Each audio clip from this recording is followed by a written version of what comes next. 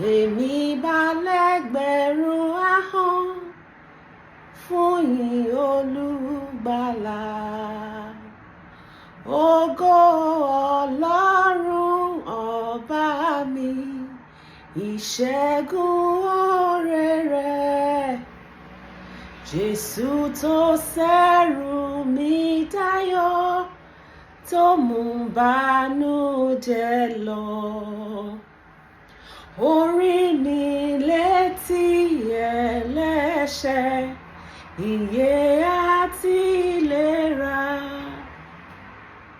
Bàbá mi àtọlọ́run mi, fún mi ní ìrànwọ́ rẹ̀. Kí n lè ròkà gbogbo ayé ọlá orúkọ rẹ̀. Àmín Jésù.